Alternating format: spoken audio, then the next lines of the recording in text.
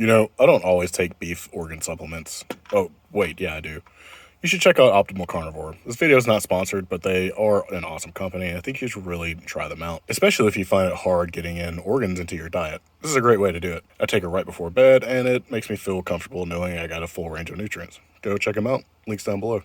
I think the most natural placement to start making a breakfast bake would be to make some bacon. While you're doing something natural, go ahead and like this video and subscribe to the channel.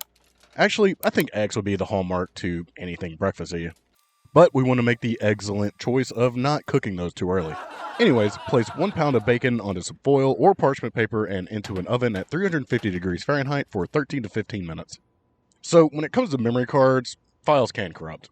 You know, corrupted like the long, elaborate shot I did to tell you to take a bowl and add in 4 ounces of ground pork rinds, 4 eggs, and 1 teaspoon of baking powder into a bowl and mix. Mine were spicy as fuck.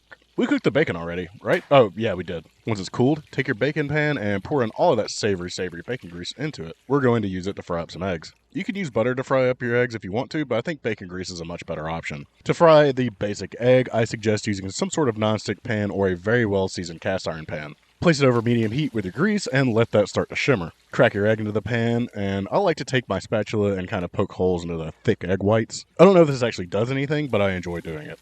Take your spatula and scrape up that slippery little egg and give it a careful flip. I'm going for a really runny yolk in mine, so I'm only going to cook these for 2 to 3 minutes. Once they're all cooked up, let's grab another pan and plop in 1 pound of breakfast sausage. I have this pan over medium-high heat for the record. Start breaking it up with a spatula, and optionally add in 2 teaspoons of hot sauce. I only did this since I already have a spicy base, so don't feel obligated, but it is really tasty. I also went ahead and added a preemptive half teaspoon of black pepper.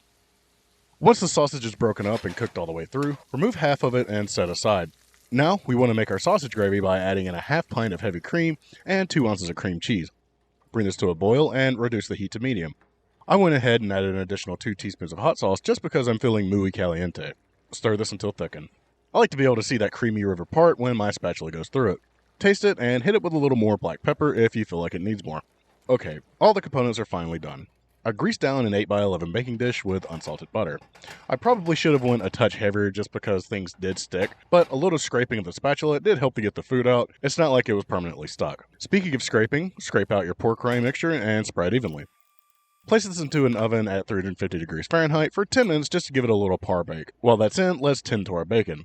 I was worried that if I left the bacon in full strips, it'd be hard to cut through, so I cut mine into quarter sections. It worked out like I wanted it to. Alright, so once the crust has been parbaked, use some uncorrupted footage to prove that you've put on about 3/4 of your sausage gravy. I follow this up by layering on my fried eggs, then the bacon. Since this obviously wasn't going to be good enough as it is, I decided to shred over about 3 ounces of smoked cheddar. And finally, I finished up with my reserved breakfast sausage. Place this back into your still hot oven for 15 to 20 minutes, or until the cheese is slightly browned. Here's some chive slicing ASMR for you. Alright, the timer's up. Pull this opulent thing out, and feel free to go ahead and dig in if you want your face to melt off, but I highly suggest you let this cool for about 10 minutes. You should be able to get about 9 normal servings or 5 large servings from this thing. Now, I know this isn't the fanciest thing I've ever made, but I'm probably more excited about this than I should be. Let's take a bite real quick. Here, you can see the look of surprise as to how good this was. Feel free to send me your surprise faces on Instagram if you make this.